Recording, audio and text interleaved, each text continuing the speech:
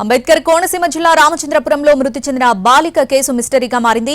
10 ఏళ్ల చిన్నారి రంజిత కేసులో పోలీసులు విచారణ కొనసాగిస్తున్నారు. బాలిక భాష్యం స్కూల్లో 5వ తరగతి చదువుతుంది. అయితే క్లాస్లో చిన్నారి చాలా యాక్టివ్గా ఉండేదని స్కూల్ టీచర్స్ చెబుతున్నారు.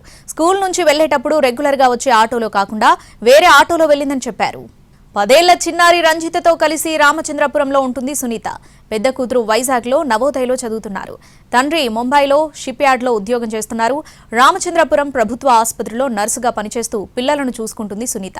అయితే నిన్న పని మీద సునీత కాకినాడ వెళ్లి వచ్చింది.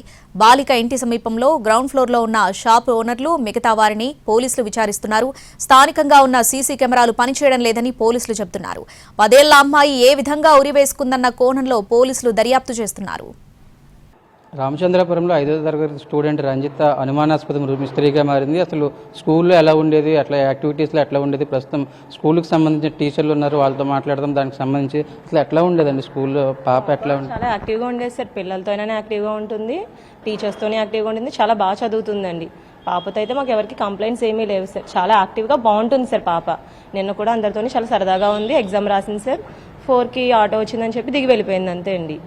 అంటే పేరెంట్స్ తర్వాత ఎక్కువగా మీతోనే ఆ ఏజ్ పిల్లలు మీతోనే ఎక్కువ షేర్ చేసుకుంటారు అనే ఇబ్బందులు కానీ లేకపోతే అన్ఈజీగా ఉండడం ఎట్లా మాట్లాడింది ఈ మధ్య?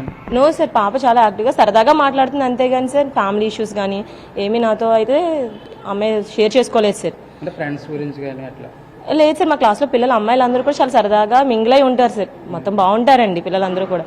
ఒకరికొకరు అన్నీ షేర్ చేసుకుంటారు, అన్నీ చేస్తారు అంతే తప్ప పిల్లలు అయితే ఏమీ చెప్పలేదు సార్. నాకు తెలిసిన పిల్లలతో కూడా ఏమీ షేర్ చేసుకోలేదు. డైలీ ఎలా ఉందో అలాగే ఉంది సార్. చదువుకుంది పాప, చాలా బాగా రాసింది ఎగ్జామ్, అది కూడా చెప్పారు సార్ పిల్లలు. అంతే అండి, ఏమీ లేదు. నిన్న కూడా నాకేమీ అనిపించలేదు సార్. నేను ఈవినింగ్ నా ఆఫ్టర్నూన్ 11 నుంచి 1:30 వరకు పిల్లలతోనే ఉన్నాను సార్. ఆ టైంలో కూడా చదువుకున్నారు, లంచ్ చేశారు పిల్లలు. అంతకుమించి ఏమీ నాకు సస్పెక్ట్గా అనిపించలేదు సార్ పాప అయితే. మీరు చూసారా? నేను వెళ్ళేటప్పుడు చూసారా? నిన్న పాప వెళ్ళేటప్పుడు చూసామండి. నేను ఇన్ఛార్జెస్ బయట ఉండి పాపను పంపిస్తాం. పాప చక్కగా నవ్వుతూ 3 పిల్లలతో కలిపి నవ్వుతూ బయటికి వెళ్ళి ఆటో ఎక్కిందండి. మీరు చూసారా మామూలుగా ఆటో ఎక్కి ఇంటికి వెళ్ళడం? ఆటో ఎక్కి వెళ్ళటం అంటే పాప రోడ్డు మీదకి వెళ్ళేంత వరకు చూసాం సార్. నిన్న ఆటో వాడు కొత్త అతను పంపించారని పేరెంట్ మాకు ఇన్ఫర్మేషన్ ఇచ్చారు. సో ఆ పాప ఆటో రావటం ఒక 10 మినిట్స్ లేట్ అయింది. ఆ ఆటో వాడు పాపకి తెలియకపోవటం వల్ల ఒక 10 మినిట్స్ లేట్గా వెళ్ళిందండి. స్కూల్కి సంబంధించిన టీచర్లు, అదేవిధంగా రంజిత ఎవరైతే 5వ తరగతి స్టూడెంట్ అనుమానాస్పద మృతి చెందిందో దానికి సంబంధించి వాళ్ళు చెప్తున్న పరిస్థితి. దానికి సంబంధించి కూడా పూర్తి స్థాయిలో నేను అంతా యాక్టివ్గానే ఉంది.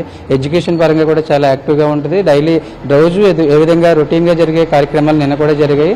ఆ అమ్మాయి ఇలా ఎందుకు చేసుకుందో తమకు తెలియడం లేదని స్కూల్కి సంబంధించిన టీచర్లు చెప్తున్న పరిస్థితి. ప్రకాష్తో సాయి సుధీర్ ఎన్టీవీ రామచంద్రపురం.